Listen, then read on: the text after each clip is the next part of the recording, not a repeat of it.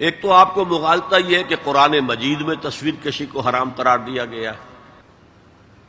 قرآن میں کہیں یہ حکم موجود نہیں ہے، بلکہ قرآن میں تو حضرت سلیمان کے بارے میں آتا ہے کہ ان کے لیے جو جنات جو تھے ان کی غلامی میں وہ تماثیل بھی بناتے تھے، مجسمے بھی بناتے تھے، تو مجسمہ سازی بھی حرام نہیں تھی اس وقت۔ اصل میں یہ حدیث نبوی ہے صلی اللہ علیہ وسلم کہ تصویر بنانا اور مجسمہ بنانا جاندار چیز کا وہ حرام ہے۔ اس وقت تک کیمرہ ایجاد نہیں ہوا تھا، بلکہ ہاتھ سے تصویر بنتی تھی۔ جاندار کی تصویر بن رہی ہے تو ہاتھ سے، مجسمہ بن رہا ہے تو ہاتھ سے، تو اس کے تو حرمت پر پوری امت متفق ہے۔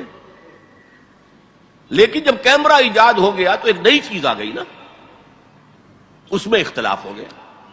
جیسے شاید آپ کے علم میں ہو، لاؤڈ سپیکر پر ہمارے بڑے بڑے علماء کا فتویٰ تھا اذان حرام ہے، خطبہ حرام ہے، اور فتویٰ کس کا؟ مولانا اشرف علی تھانوی رحمۃ اللہ علیہ کا۔ ایک نئی چیز آئی تھی، اس کے بارے میں ان کی رائے ہوئی، لیکن آج آپ کو معلوم ہے کون سی تھانوی مسجد ہے کہ جس میں اذان جو ہے لاؤڈ سپیکر پر نہیں ہوتی اور خطبہ جو ہے وہ لاؤڈ سپیکر پر نہیں ہوتا۔ تو نئی چیز کے آنے پر جو ہے یقیناً اختلاف رائے کے پیدا ہونے کا امکان ہے۔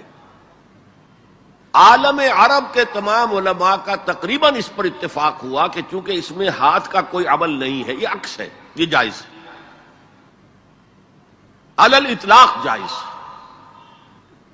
اس سلسلے میں آپ کو ایک لطیفہ بھی سنا دیتا ہوں۔ پاکستان میں ایک علماء کی کانفرنس بھی ضیاء الحق صاحب نے کروائی تھی، پوری دنیا سے علماء آئے تھے، کراچی میں کانفرنس تھی۔ عبد الفتاح ابو غدہ رحمت اللہ علیہ بہت بڑے حنفی عالم تھے، عالم عرب کے حنفی عالم بہت بڑے، عبد الفتاح ابو غدہ۔ اور یہ اصل میں جو عثمانی حکومت تھی ترکوں کی خلافت والی، اس کے میں جو شیخ الاسلام تھے ان کے شاگرد رشید تھے۔ تو وہ ان سے ملنے کے لیے مولانا محمد یوسف بن نوری رحمت اللہ علیہ وہ گئے، تو ساتھ ہی دعوت دے آئے۔ وہ تو ہوٹل میں جا کر ملے، ساتھ ہی کہا کہ ہمارا وہ دارالعلوم ہے، وہ بھی آپ ذرا وزٹ کر لیجئے، دیکھ لیجئے۔ وقت مقرر ہو گیا۔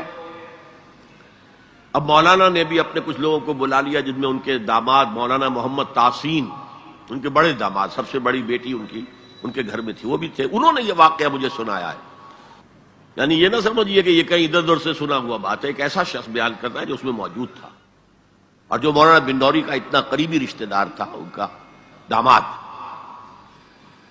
کہ یہ اب انتظار کر رہے تھے کب آئیں، تو اطلاع ہوئی کہ آ رہے ہیں، آ گئے تو نکلے باہر ویلکم کرنے کے لیے، دیکھا کہ وہ ایک کیمرہ لٹکائے ہوئے چلے آ رہے ہیں۔ اب یہ انہوں نے محسوس کیا یہ اتنا بڑا عالم دین اور یہ کیمرہ، جیسے عام جو ہے لوگ لڑکے بالے لیے پھرتے ہیں کیمرہ، تو وہ اس طریقے سے وہ کیمرہ لیے پھرے۔ لیکن کیا کہیں، مہمان ہیں، کچھ کہہ نہیں سکتے۔ آ گئے، بیٹھ کر انہوں نے اپنا کیمرہ کھولا اور کہا ذرا ٹھیک ہو جائیے، سورہ اجتماعیہ، میں چاہتا ہوں ایک اجتماعی تصویر ہو جائے گروپ کی، سورہ اجتماعیہ۔ اس پر چیخ پڑے مولانا بن نوری، حرام حرام حرام، یہ ہم نہیں کریں گے۔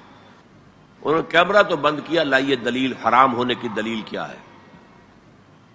جو دلیل انہوں نے دی وہ کاٹ دی، جو دلیل دی وہ کاٹ دی، جو دلیل دی وہ کاٹ دی۔ آخر میں مولانا بن نوری کو کہنا پڑا کہ ٹھیک ہے یہ حرام نہیں ہے، لیکن یہ خلاف تقویٰ ہے۔ آپ نے کہا ٹھیک ہے، آپ اس پر قائم رہیں، خلاف تقویٰ ہے، مجھے اس پر کوئی وہ نہیں ہے، لیکن یہ کہ آپ حرام کہیں گے تو مجھے دلیل دینی پڑے گی۔ آپ